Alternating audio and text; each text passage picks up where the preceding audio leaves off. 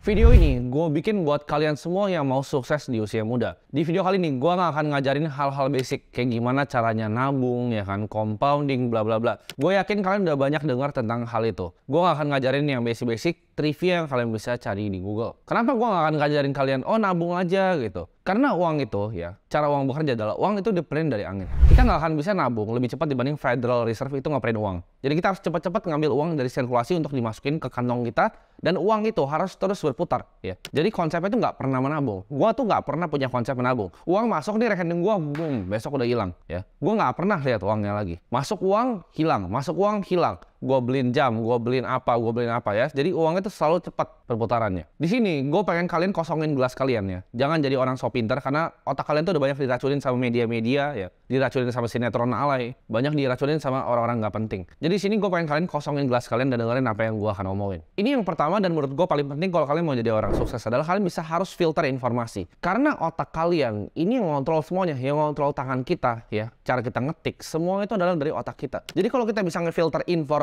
yang masuk, kita punya barrier filternya, masuk informasi, kita bisa jadi orang yang jauh lebih pintar. Maksudnya apa? Kita jangan dengerin orang yang hidupnya kita nggak mau contek. Ini gue akan terus tekan-tekanin ke kalian. Banyak orang yang masih sangat terpaku pada sistem perbudakan modern ini. Ini film salah satu yang menurut gue suka adalah The Matrix. Jadi gue pertama diajak nonton bokap gue, ini mungkin filmnya tahun 2000. Gue nggak nonton semua sequelnya sampai selesai, tapi gue suka banget dengan konsep dari filmnya. Dimana Morpheus itu pernah bilang, nggak semua orang tuh siap untuk dicabut kepalanya. Jadi kalau kalian nonton Matrix yang pertama, itu ada satu scene di sana, di mana ada orang yang akhirnya membelot ya dari timnya. Gue lupa namanya siapa, yang cowok, dia membelot dari timnya untuk dia nggak mau dicabut ya dari Matrix. Dia mau balik lagi dan dia mau lupain bahwa dia pernah dicabut. Akan ada orang yang belain sistem ini, yang didoktrin ke kalian mati-matian dengan semua kepercayaan dia. Jadi itu orang-orang yang belum siap dicabut dari Matrix kepalanya. Contohnya apa? Gue kemarin bikin video tentang inflasi dan ada salah satu orang yang mention gue di salah satu postingan Instagram. Gue lupa, gue cuma baca sekilas doang tentang ada jadi financial advisor. Dia kan ada, ada semua gelar lengkap, ada QWP apalah, nggak penting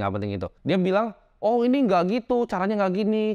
Itulah kenapa adanya penaikan suku bunga. Hei, anak SD juga tahu gitu. Kalau suku bunga naik, apa yang terjadi sama inflasi? Itu hal yang gue udah tahu dari gue SMP gitu. Itu nothing special, semua orang tahu. Tapi kenapa lu berpikir kayak gitu? Karena lu masih cetek banget. Ini namanya Dunning-Kruger effect. Di saat lu masih bodoh, lu pikir lu udah pintar banget. Nanti lu akan masuk tuh ke value of despair-nya di bawah. Jadi buat kalian yang mikir, oh ini nggak kayak gini cara kerjanya, coba kalian pelajarin dulu secara dalam. Lu udah pernah ngobrol belum sama orang-orang Bank Indonesia? Lu tahu nggak orang-orang di dalam Bank Indonesia tuh belinya apa? Kalau lu belum pernah tahu, nggak punya koneksi di dalam, otak tuh masih dangkal banget gitu. Jangan jadi orang yang so pinter. Dan kalian harus filter informasi kalian terhadap orang-orang seperti itu. Karena bakal banyak orang-orang yang akan belain sistemnya ini. Oh nggak apa-apa kok kita jadi pekerjaan, nggak apa-apa gini. Lu mau contek hidupnya dia, iya atau enggak? Kalau enggak, nggak usah dengerin. Sesimpel itu barrier filter informasinya. Karena sangat penting untuk kita bisa memfilter informasi yang masuk ke dalam kepala kita. Nah, gimana caranya filternya? Kalian misalnya ketemu sebuah konten tuh, oh ini salah nih, Timothy ngomong tentang inflasi. Kalian coba lihat orangnya. Kalian lihat orangnya. Oh dia financial advisor. Kalian cari produknya. Oh dia kira-kira ngecas ya 1 juta 2 juta per jam untuk servisnya, untuk advisory. Kalian pikir nggak sih itu orang yang harga 1 jamnya cuma 1 juta gitu. 1 juta itu uang gue dapat, gue kencing sana balik lagi dapat 1 juta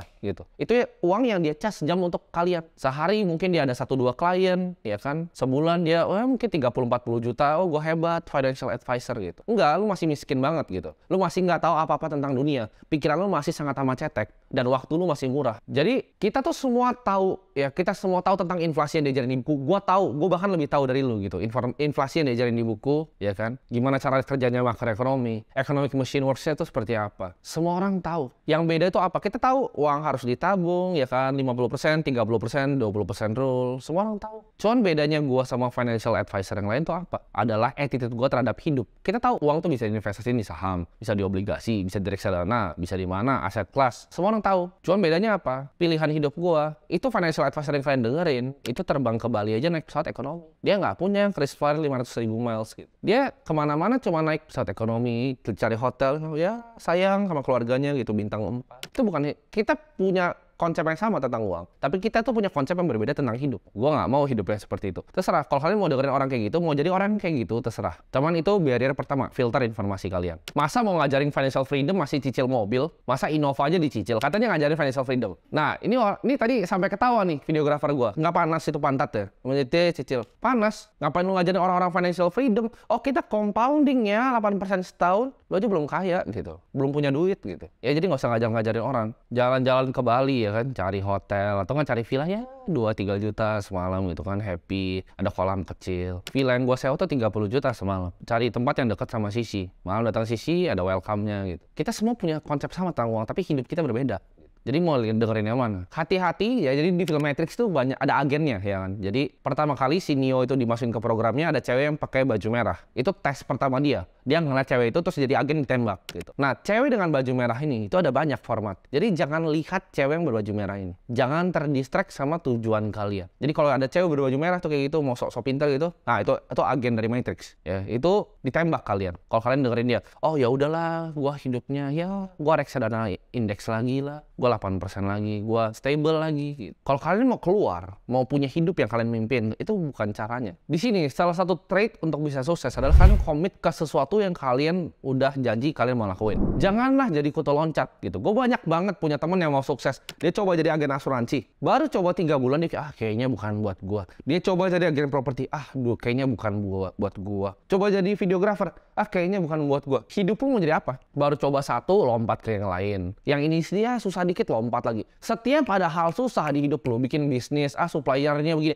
bikin bisnis, ini, aduh akuntan gua pusing. Setiap kalian ada masalah, kalian kabur dari masalahnya, ya. Terus kalian nyalain dunia, nggak bisa begini, terang aja dia privilege, makanya bisnis jalan. Oh dia bapaknya ini ada orang dalam. Kenapa lu pusingin bapaknya ada orang dalam? Kenapa nggak lu cari koneksi aja biar lu bisa punya orang dalam masuk ke perusahaan itu? Gampang kan? Cari perusahaan, ya. Lu mau masuk perusahaan mana? Cari perusahaan, cari di LinkedIn, siapa yang kira jadi atasan kalian. Ajak ngobrol, DM di Instagram, gue punya value ini, gue bisa bantu lu. Ketemu di luar, ya kan? Kasih 1 whisky, 2 whisky. Selesai kan? Masuk. Orang dalamnya punya sendiri. Ngapain minta bapaknya dia? Jadi jangan jadi quitter. Jangan baru coba sekali 2 kali kalian keluar kayak kutu loncat. Kalau udah decide ngelakuin sesuatu, misalnya, oke, gue mau bikin ini. Fokus, komit. Ya, komit dan punya disiplin sama diri kalian sendiri. Jangan jadi banci, kalau susah dikit itu langsung menyerah. Semua mau kerja, mau bikin bisnis itu nggak ada yang gampang. Ya. Pilih satu industri, fokus di satu industri, 5-10 tahun, percaya gue, fokus 5-10 tahun, makan tai aja dulu. 5 tahun pertama makan tai, mungkin tahun ke-6 udah hasil sedikit, 10 tahun abis dengar video ini, lu fokus ke satu yang lu udah janji dan komit sama diri lu sendiri. Gue yakin hidup lu pasti berubah dalam 10 tahun. Masalahnya orang itu, mereka bilang multiple stream of income. Apa multiple stream of income? Bikin satu dulu dalam, sumurnya dalam satu, yang mau jadi konglo boleh ke samping gitu. Perhatiin, semua konglo di Indonesia itu berasal dari satu bisnis. Semua konglo yang kalian lihat, mau Sampurna. Sampurna itu dari rokok pertamanya. Jadi lubang dalamnya itu dari rokok. Baru dia bikin Sampurna strategik di atas, baru pisah ya. Astra tuh dalamnya di mobil, baru dia bikin pisah. Sinarmas tuh di CPO, di mining. Ya, dalam dulu, pulp and paper, gitu. Baru pindah properti, bikin BSD. Lu aja baru satunya baru segini gitu. Udah mungkin multiple stream, mau tambahin income sini. Miskin lu, nggak bisa jadi kaya. Fokus, komit, dan disiplin. 10 tahun di satu industri. Ini advice yang gue bakal kasih itu bakal nantang conventional wisdom ya. Ini bakal bikin orang banyak yang kesel. Tapi gue akan saranin kalian, kalau kalian masih muda, jadi super duper ambisius di karir yang kalian mau kejar. Hidup itu singkat dan time is ticking. Kalian harus serang terus karir kalian ya. Kalian mau jadi yang terbaik di satu bidang, mau jadi tukang nasi goreng, percaya. Lu mau jadi tukang nasi goreng, tapi lu yang terbaik satu Indonesia, lu akan jadi kaya. Lu mau jadi videografer, ya videografer, tapi lu terbaik satu Indonesia, lu akan jadi kaya. Pokoknya semua lu mau nyapu kayak ya, lu mau nyapu nih, tapi lu yang terbaik nyapu di satu Indonesia, lu akan jadi kaya juga, percaya. Kalian harus super duper ambisius. Jadi jangan anggap kerja itu kayak part time job gitu. Mungkin di sini gue bukan bilang ya, karena ada yang gue suka bilang kalian untuk bikin bisnis sendiri, kalian masih kerja. Gue bukan jelek-jelekin orang yang kerja. Maksud gue gini, misalnya kalian bekerja, gini, kalian kerja dari jam 9 sampai jam 5 misalnya. Kerja masuk jam 9, pulang jam 5. Terus pulang Netflix santai-santai. Gue nggak ada waktu untuk bikin bisnis. Gue nggak pernah suruh kalian untuk keluar. Kalian kerja aja jam 9 sampai jam 5 ya. Itu pun gue nggak yakin kalian kerja full. Ya selip-selipin 30 menit sejam dalam kerja ya. Terus pas pulang kerja, sampai rumah, duduk depan komputer. Lakuin yang kalian mimpin, lakuin yang kalian pengen. Pasti ada waktu. Lu tuh cuman alasan aja gitu. Kerjanya capek, lu cuman alasan. Lu males. Lu kalau tanya, beberapa dari karyawan gue yang kerja sama gue sampai sekarang, gue telepon mereka tuh kadang jam 2 pagi, jam 3 atau videografer, gue bener gak? Jam 2 pagi bisa. Gue lagi di Bali, lagi di Atlas, gue bisa telepon mereka. Itu hyper ambisius gitu. Ada yang tanya bahkan, lu kok lagi di sana, lagi party kok bisa balasin grup? Itu dia. Karena kerjaan tuh utama buat gue. Dan gue sangat ambisius akan apa yang gue kerjain. Karena gue yakin yang gue mau kerjain tuh akan mengubah dunia. Jadi gue punya visinya seperti itu. Kerja buat gue itu dari pagi, malam, pagi lagi. Lu kalau follow gue di Instagram, lu tahu gue jam 4 pagi kadang masih kerja. Jadi hyper ambisius sama karir. Jadi hyper ambisius tadi gue bagi menjadi dua. Satu itu kerja kapanpun ya. Jadi kalian harus punya work ethic yang gila. Gue ketemu sama salah satu, gue nggak usah sebut ini, satu keluarga Konglo, top 10 di Indonesia. Dia punya gerai yang warna merah ya, yang kalian suka lihat. Gue ngobrol sama dia. Dia generasi ketiga. Gue tanya, bro, apa sih rahasianya keluarga lu bisa bangun kayak gini? Values-nya tuh apa aja? Gue pengen tahu. Lu mau tahu yang dia bilang ke gue apa? Satu itu work ethic. Dia sampai sekarang, dia generasi ketiganya. Ini dari gerai retail yang warna merah. Kalian tahu itu semua jalanan ada. Dia kerja itu sampai sekarang, itu pulang jam 6 sore. Masuk jam 7 pagi, pulang jam 6 sore. Work ethicnya gila. Sampai sekarang. Jadi itu maksudnya hyper ambisius sama karir kalian. Yang Konglo aja begitu, generasi Konglo aja begitu, masa kalian males-malesan? Kalian bayangin ya, gimana lu mau jadi kaya? Kalau yang super kaya aja masih kerjanya kayak gitu. Kerjanya kayak orang gila. Dan yang kedua dari hyper ambisius adalah speed atau kecepatan. Ini konsep yang gue dapetin kurang lebih mungkin 2-3 tahun lalu. Waktu itu gue nemu email bocor dari Mark Zuckerberg yang bikin Facebook. Jadi dia bilang, ya ini gue akan tunjukin emailnya di sini. Gue lupa exactly yang dia bilang, tapi intinya gini. Dia bilang masalah paling utama dari kita adalah development speed. Programmer lama dan kita perlu develop lebih cepat. Karena dengan develop yang lebih cepat, kita bisa eksekusi lebih cepat. Jadi development speed itu mengaruh ke execution speed. Satu email itu mengubah hidup gue. Semua yang kerja sama gue itu cepat banget. Pace-nya beda di perusahaan manapun yang mereka pernah kerja sebelumnya. Karena gue nggak percaya. Gue tuh dari dulu ya, gue bodoh. Jadi kalau misalnya dulu ada gue bikin agency, ada bikin website, programmer gue bakal begoin gue buat bilang, kok 3 minggu. Gue bakal kayak, oh oke 3 minggu kerjainnya. Sekarang dia bilang gue 3 minggu, besok jadi. 3 minggu apa? Lu programming 3 minggu apa? Mau di WordPress lu bikin 3 minggu. Codingnya kan paling 30 menit terus lu ngerokok, ngopi. Sama nih kayak ngedit. Orang bilang ngedit kok 3 hari. Mana siapa sih ngedit 3 hari? Satu video 3 hari. Satu video tuh sehari kelar. 10 jam duduk lu di situ. Jadi 3 hari atau bikin seminggu gitu kan. Nih kalau kalian yang punya editor ya, kalian tanya dia, lu real ngedit berapa lama? 30 menit sehari kan rokok, set, ya kan, ngopi hitam, ngaso-ngaso, telepon sama istri, tiduran lu ada anak main sama anak, balik lagi ngedit. Kalau bener-bener kerja, fokus ya itu 7 jam, 10 jam beres satu video. Jadi ini maksud gua, speed. Jadi orang yang cepat. Nah, caranya roket itu bisa naik ke atas lawan gravitasi adalah dengan kecepatan, akselerasi. Kalau akselerasi udah cepat, jangan dilambatin. Lu kalau mau pesawat nih mau terbang, lambat, jatuh dia nggak gliding di udara. Speed, harus cepet. Kita jadi orang gercep. Jadi buat kalian yang punya karyawan atau diri kalian sendiri, jangan lemot ya. Orang tuh cuman males di dunia ini. Contoh, ini bener-bener gue nggak cuman bacot ya. Lu bisa tanya developer gue yang ngerjain UI UX gue, yang ngerjain coding di belakang website gue. Lu tanya mereka, pas itu bikin website, ini gue sumpah ya, buat bikin landing page-nya, itu gue suruh 1 hari. Gue telepon kan, lu kerjain. Dia bilang, nggak mungkin kok. Gue harus cari developer lain. Gue bilang, cari developernya, kelar malam ini. Dia bilang, kok nggak mungkin? Gue bilang gini, Yesus aja bikin bumi 7 hari. Yesus bikin bumi 7 hari, gue bilang. 6 hari dia bikin 1 istirahat. Masa lo bikin website itu perlu seminggu? Emang lo bikin bumi? Bikin besok, gue bilang. Akhirnya jadi, gitu kan. Bisa nggak? Bisa. Begadang nggak? Begadang. Sama kayak bikin modul di akademi gue. Itu matanya sampai beler itu pertama kali bikin. Ya itu, nggak usah ketawa-ketawa lo di belakang. Ya, mereka pada ini beler. Ngerjain video YouTube gue kadang ya. Gue syuting pagi. Mereka bilang, oh kok nanti? Bikin. Jadi, betul nggak? Nah, betul. Jawabannya tegas ya, karena gitu. Dan terbiasa, cepat ya. Jadi jangan lambat. Di hidup ini tuh kita harus serang hidup dengan cepat. Speed ini sebenarnya ini gue pengen masukin di kerjaan sama di uang juga. Sama, kayak di uang itu butuh speed, cepat ya. Jadi uang masuk, boom, hilang. Uang masuk, boom, hilang. Jangan uang masuk nengger gitu. Makanya gue nggak pernah ngajarin nabung deposito. Gue kasih tahu ya, Bank Indonesia print uang lebih banyak, lebih cepat dibanding deposito lo ngasih lu bunga. Jadi kalau nabung udah pasti miskin, ya. Udah pasti miskin. Uang tuh cepat masuk keluar. Lu kalau lihat pengusaha, uang masuk jebret, putar. Masuk jebret, ya. Bikin klub, bikin ini, masukin saham di Holywing. Kayak gitu caranya. Itu cara pengusaha beneran kerja. Lu lihat lah orang-orang yang kaya kayak Hotman. Duit masuk jebret, Fruko, Kelapa Gading. Duit masuk Holywing Group, ya. Semua orang-orang yang super kaya dan Konglo itu semua begitu cara mainnya. Cepat mereka. Nah ini gue bakal bikin video ini bakal banyak dibenci nih. Gue bakal kasih tahu lagi nih trik-triknya untuk jadi kaya. Adalah fuck your passion. Artinya apa? Lu nggak makan dari passion lu. Nggak usah lah jadi orang idealis ya. Nggak perlu. Di dunia ini tuh nggak perlu orang idealis. Fokus cari duit dulu. Kalau lu mau pusing-pusingin passion itu adalah resep tercepat untuk lu jadi miskin. Ini gue kasih tahu ya. Gue kasih contoh tentang passion. Ini ada Zhong Shanshan kalau gue nggak salah namanya. Itu billionaire nomor 1 di Cina. Lu tahu dia jualannya apa? Botol air. Lu kira dia passion sama botol air? Dia like botol air terus dia sange gitu. Lu kira dia bawa tidur tuh botol air, sayang sama botol air? Enggak. Lu kira orang yang punya peternakan babi di Cina yang paling besar itu, ya, kalau gua nggak salah dia top 10 juga. Dia sayang gitu sama babi yang dia bacok. Dia bawa tidur babinya. Dia lihat babi, dia sange. Enggak. Dia nggak peduli. Nobody gives a fuck about botol air sama babi. Yang dia peduli apa?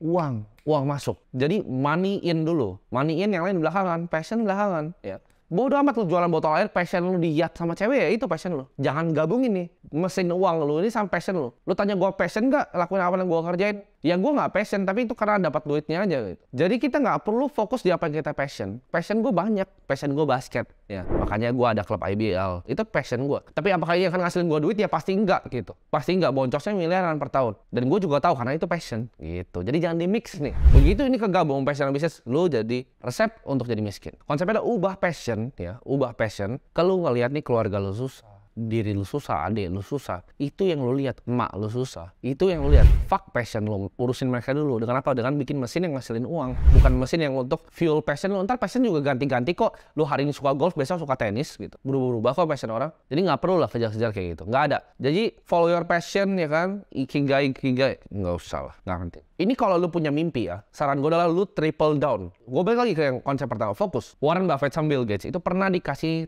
kertas sama bapaknya. Gue lupa bapaknya Warren atau bapaknya Bill, lu cari, terserah itu. Antara dua itulah, tapi konsepnya sama. Dia kasih kertas nih, terus dia bilang, coba lu berdua tulis satu kata yang bikin lu sukses. Warren Buffett sama Bill Gates berdua. Lu tau tulisannya apa? Fokus. Mereka nggak kong kali kong, nggak ngobrol. Mereka sama tulis fokus. Warren Buffett itu build Berkshire Hathaway itu berpuluh-puluh tahun. Bill Gates bangun Microsoft itu berpuluh-puluh tahun dan nggak pernah pindah perusahaan. Satu industri selama puluhan tahun sama dengan sukses. Jadi jangan pindah. Jangan lu baru coba mau jadi videographer, lu pindah industri. Jangan lu coba baru jadi agen properti, lu pindah industri.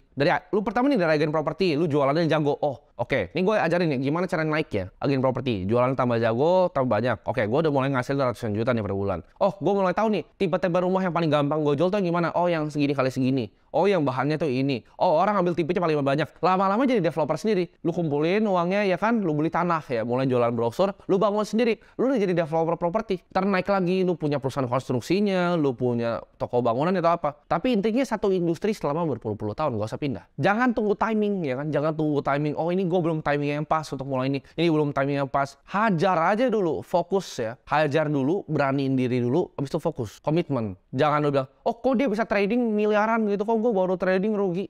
Lu baru trading 3 hari, 3 hari. Kripto buka 24 jam, ada 365 hari, lu baru 3. Terus dia bilang, oh ini kayaknya ini scam nih, atau kayaknya bukan buat gua. Tuh lu yang goblok gitu ya. Lu baru coba 3 hari udah bilang ini gagal. Jadi jangan jadi orang kayak gitu. Kalau mau sukses di hidup itu nggak gampang. Antara lu mati atau terbang. Maksudnya apa? Bikin usaha atau kalian mau keluar dari matrix. Itu ibarat lu lompatnya dari tebing ini baru bikin pesawat pas OTW turun. Antara lu mati sekalian atau terbang. Jadi nggak ada dua-dua, nggak ada di tengah itu. Antara lu mati nabrak semua pesawatnya nggak jadi, atau lu terbang pesawatnya jalan. Dan kalau lu kombinasiin semua faktor yang gue kasih tahu di video kali ini, lu pasti akan terbang. Ini saran yang mungkin gue diomelin ya sama semua orang tua di Indonesia. Tapi jangan takut untuk menghindarin yang namanya universitas atau kampus. Ini konteksnya kalian harus dengar baik-baik ya. Maksud gue gini, kalau kalian tahu apa yang kalian mau lakukan secara spesifik yang membutuhkan kampus, kalian datang ke kampus. Contohnya, kalian mau jadi dokter. Kalian punya cita-cita mau jadi lawyer, mau punya law firm besar kayak Hotman Paris. Itu kalian harus masuk kuliah ya. Kalian bisa kuliah 4 tahun, tapi kalian tahu ya kan, nextnya apa yang kalian mau lakukan. Tapi buat kalian nih yang nggak tahu nih, aduh pas masuk kuliah, anjrit gue kuliah apa ini? Jangan masuk kuliah. Lu kan buang 4 tahun waktu hidup lu. Lu kan ambil degree yang lu nggak butuh, yang lu nggak pengen, yang lu nggak mau, untuk nggak jadi apa-apa. Tapi kalau udah punya spesifik nih, misalnya, oke, gue mau jadi analis di capital market. Oke, gue mau masuk ke kuliah di Prasmul, gitu, mau ambil finance, itu boleh. Oke, gue mau hukum, mau ambil di UI. Oke, gue mau jadi dokter, mau ambil di Airlangga, itu terserah. It's okay, gitu. Tapi kalau lu nggak tahu nih, terus lu cuma ngambil kayak business creation, ya, management, udahlah, nggak perlu, ya, nggak perlu. Lu bisa skip itu 4 tahun, lu cari ilmunya di YouTube, di Google, di ChatGPT. Lebih tinggi ilmu lu. Jangan takut akan gagal kalau kalian nggak masuk kampus. Karena masuk kampus tuh nggak ada garansi lu bakal bisa sukses. Nggak ada garansi lu dapet kerjaan kok. Di kampus nggak ada, oke kalian masuk sini pasti dapet kerjaan. Nggak ada. Kalian harus terima bahwa di hidup tuh kalian pasti gagal. Gua gagal berkali-kali bisnis gua. Kalian pasti gagal. Dan kalian harus terima. Gagal pertama kali, kedua, ketiga. Kalau gua orangnya, gua akan gagal 1001 kali. Itu pun gue gak akan nyerah. Jadi jangan jadi pecundang, jadi banci kayak gue bilang tadi di awal. Baru coba ini nyerah, baru coba ini nyerah. Gue itu gak pernah nyerah. Gue bener-bener gak pernah nyerah. Apapun yang gue lakukan, gue taruh hati gue 300%, gue triple down, Fokus cuman kerjain hal itu. Kalau kalian lakuin hal yang sama, kalian akan dapat result yang sama. Terima bahwa gagal itu adalah hal yang wajar dan improve ya. Improve 1% setiap hari. Bilang ke diri lu, setiap hari gue akan at least 1% better. 1% lebih baik. Itu yang selalu gue ngomong tiap pagi. Gue akan 1% lebih baik ya. Gue selalu anggap gue adalah orang paling goblok di dunia. Orang bodoh ya. Jadi gue mau belajar terus. Dari semua orang, setiap orang gue bisa belajar. 1% setiap hari. Setahun itu 365%. Udah tinggi banget, compounding terus. Karena yang compounding bukan cuma uang, tapi ilmu yang ada di otak. Informasi yang ada di otak itu compounding juga. Mental gue tuh selalu win or learn. Antara gue menang atau gue belajar. Nggak ada kegagalan, adanya belajar. Orang banyak bilang kan, fokus improving kelemahan kalian. Nggak. Gue akan kasih tau kalau nggak. Jangan stres untuk improve kelemahan kalian. Tapi cari apa yang kalian jago dan kalian harness itu. Kalian cari apa yang kalian paling jago dan kalian harness. Contohnya, Stephen Curry itu nggak jago ngedang. Dia nggak akan latihan ngedang-ngedang terus kan. Of course dia bisa ngedang sekali. Cuman dia jagonya apa? Dia nembak jagonya. Dia jago dribble. Dia jago create plays ya. Off the ball movementnya bagus. Itu yang dia fokus, dia apa yang dia jago. Kyrie Irving itu jago dribble sama finishing around the rim. Dia nggak tiba-tiba dari tengah lapangan nembak kayak Stephen Curry, ya kan? Dia nggak lakuin hal itu. Dia masuk gitu ke dalam. Kalian lihat orang-orang di NBA aja fokus. Dia nggak fokus untuk ngembangin kelemahan dia. Dia tahu apa yang dia jago dan lakuin hal itu. Sama kayak gue. Gue tahu hal apa yang gue jago dan gue drill dalam situ. Jangan stress over something yang lu memang nggak jago. Itu nggak penting ya. Fokus di apa yang lu jago. Karena dengan lu fokus di apa yang lu jago, skill lo meningkat, lo akan tambah pede dengan skill lo sendiri. Jangan pernah takut untuk kerja keras, jangan pernah takut untuk belajar keras. Jadilah gelas yang kosong. Selalu anggap kalau gue orang paling bodoh di dunia. Pelajaran terus tentang uang, gue juga sampai sekarang setiap hari. Gue tuh orang bodoh, jadi kalian dengerin gue orang bodoh ya. Gue pelajarin terus tentang uang, gue pelajarin terus tentang bisnis. Oh, Kong lo tuh gimana? Tiap ketemu anak Kong lo, gue tanya, oh values keluarga lo apa sih yang bisa bikin lo sukses? Itu adalah yang gue pelajarin terus, setiap hari. Ya. Ini kata-kata dari Elon Musk. Lo kan dibayar dalam proporsi seberapa besar suatu masalah atau problem yang lo selesaikan. Maksudnya apa? Lo mau kaya kan? Mau dapat duit, ini gue kasih rahasianya. Kenapa orang yang McD itu gajinya UMR? Karena problem yang diselesaikan apa? Burger, ya kan, masukin Kenapa Grab itu nggak bisa kaya driver? Karena problem yang diselesaikan adalah nganter. Problemnya adalah problem kecil. Sedangkan yang bikin Grab, problemnya yang diselesaikan apa? Jauh lebih besar kan skopnya dibanding drivernya. Problem yang foundernya McD bikin untuk bikin McD kayak gitu, itu lebih besar kan dibanding yang McD yang burger gitu. Karena kalau kalian cuma ganti-ganti burger gitu, kalian bisa digantikan kapan aja. Problemnya kecil. Dan itu banyak orang yang mau kerja di tempat kalian. Jadi justru sangat kompetitif. Di bawah situ sangat kompetitif. Makin besar masalah yang lu selesaikan, akan lebih besar uang lu. Makin kecil masalah yang lu selesaikan, makin kecil juga uangnya. Contoh, kalau lu kayak Elon Musk, mau coba untuk bawa orang ke Mars, bikin satelit di atas, bikin mobil listrik, baterai lu bikin revolusi baterai gitu. Ya of course lu akan jadi kaya. Kalau lu bisa nanti keluarin kanker, lu juga pasti akan jadi super kaya. Tapi kalau lu cuman burger, itu gak akan pernah bisa jadi kaya. Lu cuman akunting, journal entry, itu gak akan pernah bisa jadi kaya. Lu jadi jaga gudang gitu, itu gak akan pernah bisa jadi kaya. Karena problemnya kecil dibanding orang lain. Lu harus punya skill set yang gak banyak orang punya, dan gak jadi gampang untuk digantiin. Gue kasih contoh. Kalau misalnya lu adalah sebuah blockchain engineer di salah satu cryptocurrency firm, menurut lu akan bisa digantiin besok? Jawabannya enggak. Tapi lu kalau cuma driver, lu supir, apakah bisa digantiin besok? Bisa. Kalau lu adalah security engineer di database-nya misalnya Oracle, apakah lu akan bisa digantikan di Oracle dengan gampang gitu? Enggak. Lu senior developernya di back-end Oracle gitu, database-nya, apakah gampang digantiin? Enggak.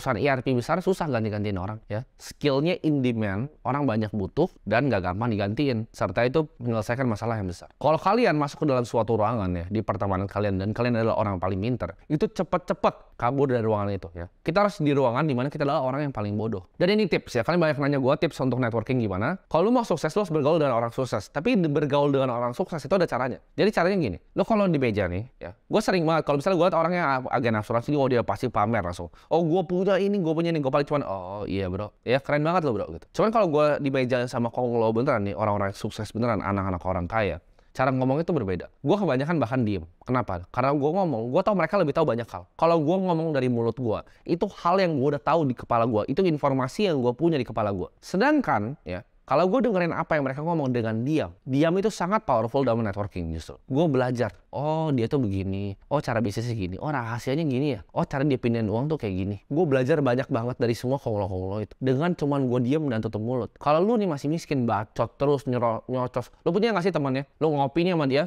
cuma beli saham misalnya 100.000 tapi ngomong udah kayak Warren Buffett. Nah orang-orang kayak gitu, itu gak akan jauh di hidup. Kalau lu lihat orang nih, bahkan selevel sama lu, karena yang gue selevel sama gue aja, kadang gue diem.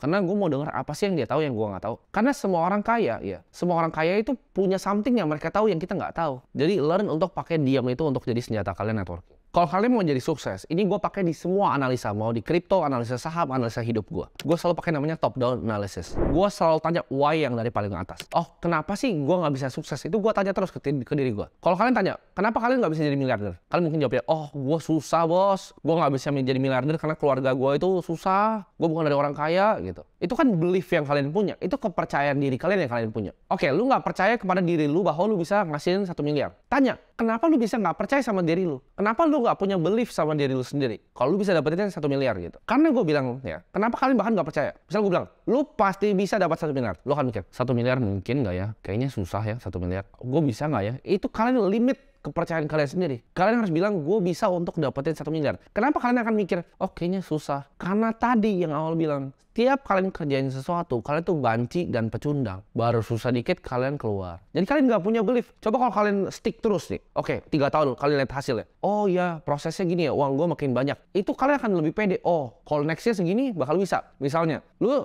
target 100 juta pertama. Dalam 6 bulan atau setahun lu dapat. Oh, oke, 100 juta bisa nih, ya kan? Tadi gue nggak punya, gue jadi punya. Sekarang targetnya lagi 1 miliar. Wah, jauh nih. Tapi gue yakin nih, karena gue udah pernah dapat 100 juta, 1 bulan bisa. Bedanya sama kalian yang baru target 100 juta nih. Terus di 80 juta, oh berhenti. Aduh, kayaknya susah. Kalian nggak akan pernah nyampe ke 1 miliar. Karena kalian nggak punya kepedean itu. Karena pede itu dibuild dari lakuin apa yang kita komitmen sama diri kita sendiri. Ya, jadi komit sama diri kalian sendiri. Percaya bahwa kapasitas diri lu sendiri, bahwa lu bisa ngubah hidup keluarga lu bisa jadi miliarder. Taruh 10-20 tahun di satu industri, fokus dan jangan kanan kiri. Komit di apa yang lu udah janji sama diri lu sendiri saat lu nonton video ini. Gue yakin suatu saat nanti lu balik ke video ini, lu komen, lu thank you sama gue bahwa lu udah ngubah hidup lu mungkin 5-10 tahun lagi.